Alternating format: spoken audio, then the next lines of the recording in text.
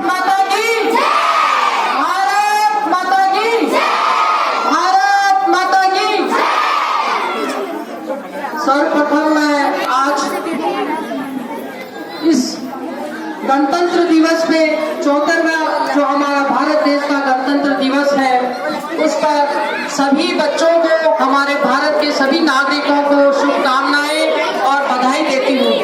और मंच पर आसीन हमारे जो गणमान्य यहाँ पे विभूतियाँ उपस्थित हुई है, क्योंकि मैं सबके नाम नहीं ले पाऊंगी, लेकिन फिर भी श्री लक्ष्मी नारायण जी मुख्याल, श्री प्रदीप जी और हमारे प्रेमलता तोमर मैडम का मैं विशेष रूप से अभिनंदन और स्वागत करती हूँ कि इन्होंने इतनी कठोर और विशेष रूप से जो मेहनत करके ये जो सुंदर आयोजन किया है, बहुत सुंदर आयोजन है आपका। बच्चों, आप ही इस देश के भावी निर्माता हो और हमारा जो गणतंत्र दिवस है, आज हमारा जो देश है उसमें संविधान लागू हुआ था और विशेष दिवस भी है कि आज बसंत पंचमी का यह उत्सव मनाया जा रहा है। मैं ज्यादा समय आपका नहीं लूंगी क्योंकि आपको यहाँ नृत्य और कविता प्रतियोगिताएं करनी है, लेकिन मैं आपको केवल कुछ विशेष बात जो आपकी मैडम प्रेमलता तोमर जी जो रोज सिखाती हैं, क्या सिखाती हैं कि आपको सत्यम वदय, सत्य बोलना है और धर्मम चरय, यानी कि नीतिपूर्ण और अच्छा व्यवहार करना है, झूठ नहीं बोलना है ना। हाँ, और अपने पढ़ाई में आपको आलस्य नहीं करना है। यही तीनों बातें मैं आपको दोबारा दोहराना चाहती हूँ क्योंकि आप बड़ी बातों के लिए अभी थोड़े छोटे हैं, लेकिन फिर भी मैं आपसे यही कहना चाहूंगी कि गणतंत्र दिवस में आप अपनी विशेष रूप से पढ़ाई के प्रति जागरूक रहे और अपनी सुरक्षा के प्रति भी जागरूक रहे। बच्चों, थोड़ा सा शांत हो जाए तो 5 चीजें और बता दूं। मेरे मन में 5 बातें आई थी, विशेष रूप से जब भी हम कोई आगे बढ़ते हैं भविष्य में तो हमारे जो विचार है उनमें भी कुछ परिवर्तन आना चाहिए।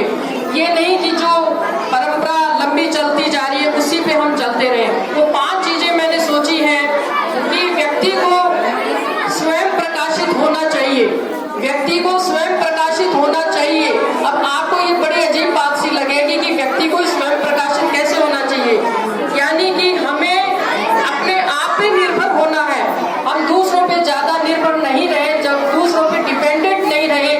यही स्वतंत्रता का विशेष महत्व होता है, यही उसका उद्देश्य है। तो स्वयं प्रकाशित हुए।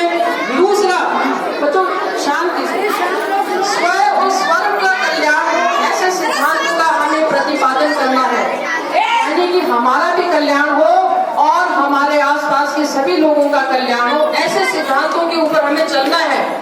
दूसरा सिद्धांत हो चुका।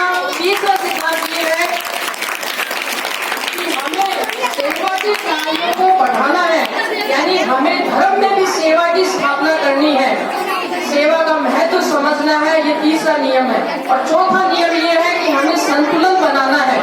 आप जब घर जाते हैं या कहीं भी जाते हैं, आपस में बुराई करते रहते हैं, नेगेटिव विचारों से जब बंध जाते हैं तो जीवन की प्रगति वहीं रुक जाती है। हम दूसरों की आलोचनाओं में बहुत जल्दी फंसते हैं, लेकिन संतुलन नहीं बन पाता इन चीजों से। हमें अपनी कमियों को ज्यादा देखना है, तो संतुलन बनाना हमारे लिए चौथा नियम है।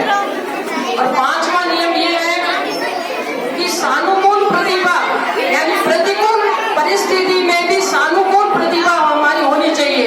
सानुकूल प्रतिभा कैसे होनी चाहिए, मैं आपको थोड़ा सा उदाहरण दूं कि कोई आपका अपमान कर दे, कोई आपकी बुराई भी कर दे, कोई डांट दे, फटकार दे, उसके बाद में भी आपका जो मन और मस्तिष्क है वो हिलना नहीं चाहिए।